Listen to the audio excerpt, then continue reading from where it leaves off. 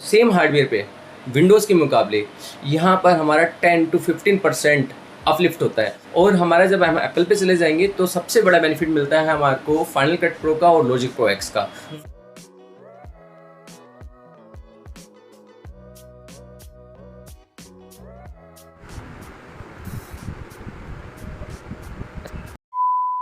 So guys अभी मैं आया हूँ रॉजर एंड रैकेन स्टोर पे, जहाँ पर हम लोगों ने लास्ट टाइम ग्राफिक कार्ड की प्राइसिंग के ऊपर वीडियो बनाई थी।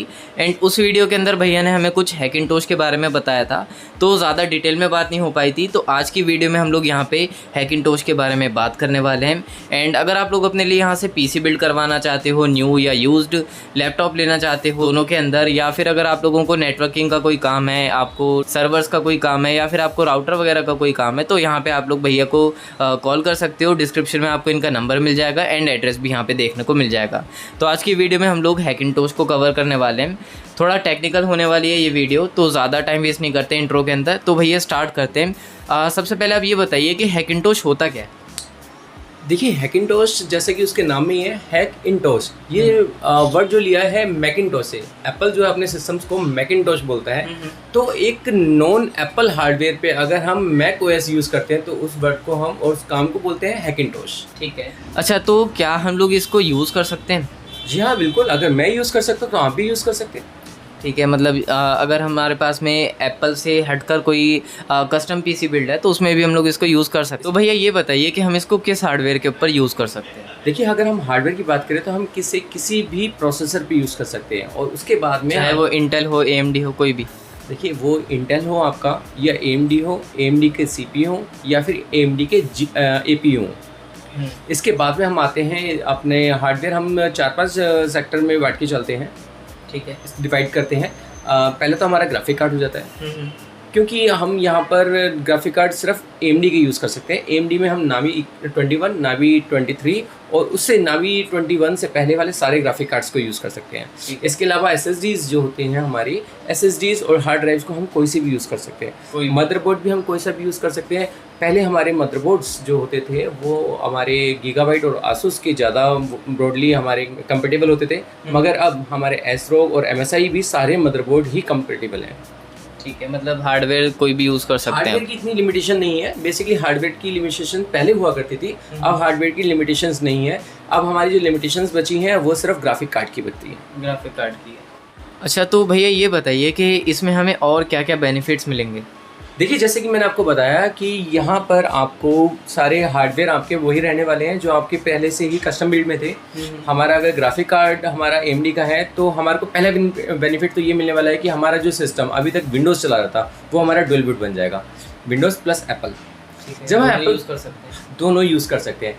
और हमारा जब हम एप्पल पे चले जाएंगे तो सबसे बड़ा बेनिफिट मिलता है हमारे को फाइनल कट प्रो का और लॉजिक प्रो एक्स का। फाइनल कट प्रो जो है हमारे डायरेक्टर्स एडिटर्स यूज़ करते हैं मैक्सिमम, और लॉजिक प्रो एक्स जो है हमारे जितने भी म्यूजिशियंस होते हैं सबसे पहले नीड उनकी लॉजिक प्रो एक्स ही होती है। ठीक है, तो ये बेनिफिट्स मिलेंगे। अच्छा, क्या हम लोग इस पे गेमिंग भी कर सकते हैं? हाँ, ऑब्वियसली हम जो मैक ओएस पे जो गेम्स है हमारे पास वो हम गेम सारी खेल सकते हैं। इसके अलावा हमारे को जो दूसरी गेम्स खेलनी है तो उसके लिए हमारा डुअल बूट हमारा PC है। हम एप्पल से वापस विंडोज़ पे जाकर के गेम खेल सकते हैं।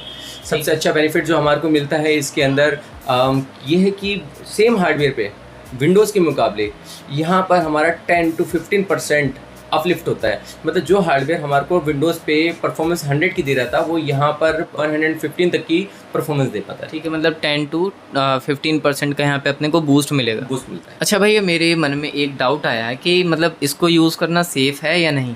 देखिए, अगर हम इस मैकओएस की बात करें तो ये यूनिक्स बेस्ड ऑपरेटिंग सिस्टम होता है। हमारे हार्डवेयर x86 OS को तो हमारा हार्डवेयर यानी कि विंडोज़ को तो बहुत अच्छे से हैंडल करता है।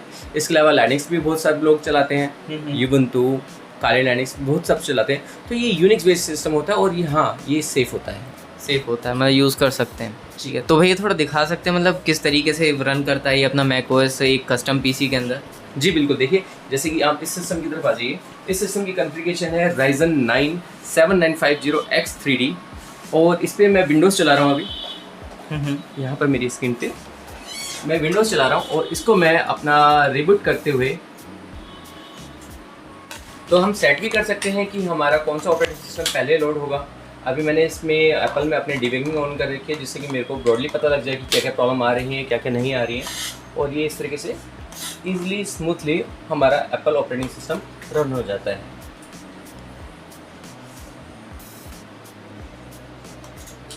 पासवर्ड डाल के अपडेट में आ जाता हूँ। ओके, तो यहाँ पे जहाँ पे मतलब इस सिस्टम के अंदर पहले विंडोज़ चल रही थी, अब यहाँ पे मैक ओएस चल रहा है। जी हाँ, और एक और अच्छी बात, क्योंकि कुछ लोगों के पास गेमिंग सिस्टम्स होते हैं, गेमिंग स्क्रीन होती हैं, तो उनके पास में जो उनकी स्क्रीन होती है मे भी कुछ अच्छे हर्ट्ज़ की होती है, तो यहाँ पर हर्ट्ज़ भी जो है वो लूज़ नहीं होते हैं। देखिए जैसे कि मेरी जो स्क्रीन है वो 240 हर्ट्ज़ है, और ये एप्पल में भी मेरे को 240 हर्ट्ज़ ही सपोर्ट कर रहा है। तो अगर हम लोग बात करें यहाँ पे परफॉर्मेंस के बारे में, तो इसमें परफॉर्मेंस कैसी आने वाली है और हम लोग यहाँ पे क्या क्या सॉफ्टवेयर्स को यूज़ कर सकते हैं? देखिए परफॉर्मेंस को हम टेस्ट करने के लिए सबसे अच्छा होता है कि कोई भी ऐसा प्लेटफॉर्म जो कि विंडोज़ और एप्पल दोनों पे ही अवेलेबल हो। जैसे कि मैं नाम ले सकते हैं अपना Geekbench का। Geekbench 5 जो है वो विंडोज़ और एप्पल मैकओएस के लिए दोनों के लिए अवेलेबल है, तो हम सेम प्लेटफॉर्म पे ही हम दोनों चीज़ों को बेंचमार्क कर सकते हैं। ठीक है, तो बेंचमार्क देखते हैं। देख लेते हैं अपना Geekbench में। तो पहले हम CPU को बेंचमार्क ले लेते हैं। ठीक है।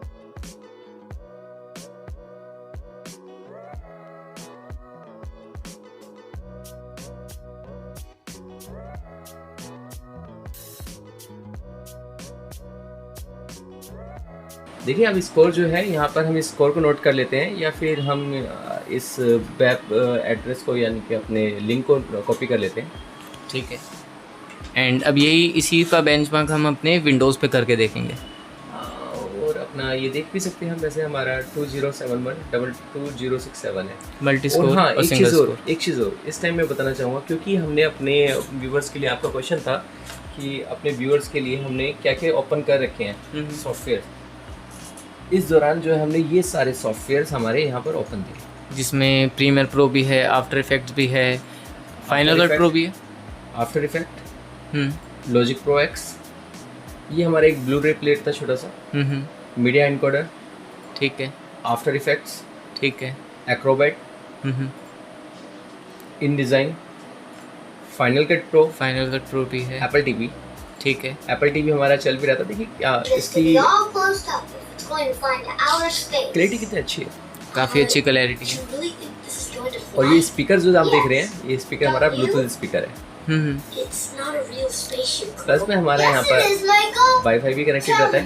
इसको हम थोड़ा सा बंद करते हैं, एप्पल टीवी को बाद में देखेंगे हम।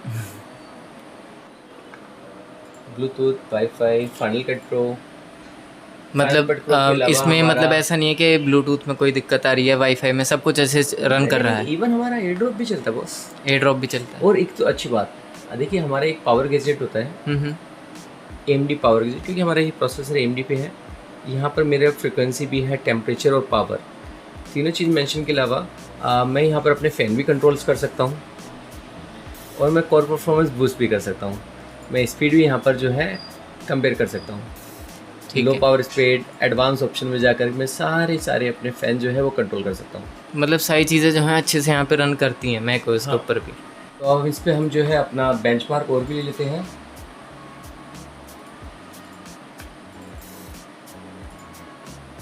ये तो हमारा CPU बेंचमार्क था। इसके बाद हम आ जाते हैं कंप्यूट इट मीन्स कि हमारा जो रेंडरिंग जो होती है उसे हम कंप्यूट बेंचमार्क पे ले सकते हैं। और यहाँ पर हम ओपल CL, हमारा एप्पल जो है वो ओपल CL और मेटल दोनों करता है सपोर्ट। मेटल पे जो हमारे को परफॉर्मेंस मिलती है बहुत अच्छी मिलती है। जैसे कि आप देखिए अभी इसको हमारे को फास्ट फॉरवर्ड भी करने की ज़रूरत नहीं पड़ेगी।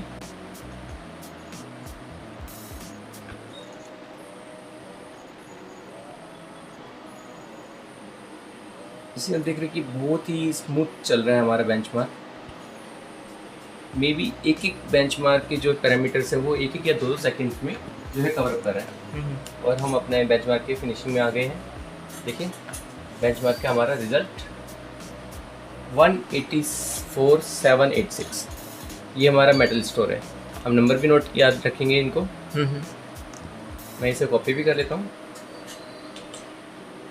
कॉपी करने के लिए उन्होंने बहुत अच्छा टूल दिया है नोट्स। मेरे पुराने नोट्स हैं जो मेरी पुरानी दूसरी मशीन में थे, और मैं यहाँ पर एक नया बना ले रहा हूँ।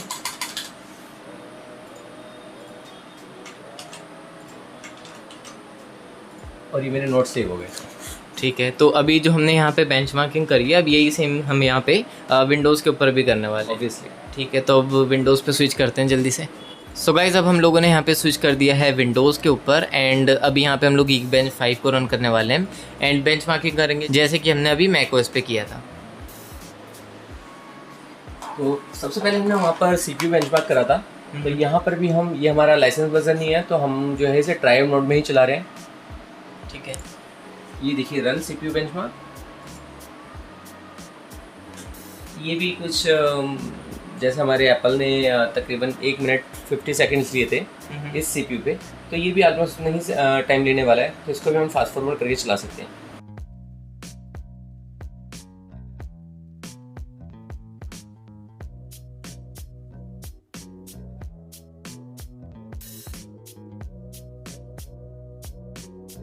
तो ये देखिए हमारा विंडोज़ का बेंचमार्क, जो कि हमारे एप्पल में जो है हमारा मैकओएस में जो हमारा बेंचमार्क था, यहाँ था 207। इसके साथ अब हम जो है ओपल सीएल भी ले लेते हैं हमारा बेंचमार्क।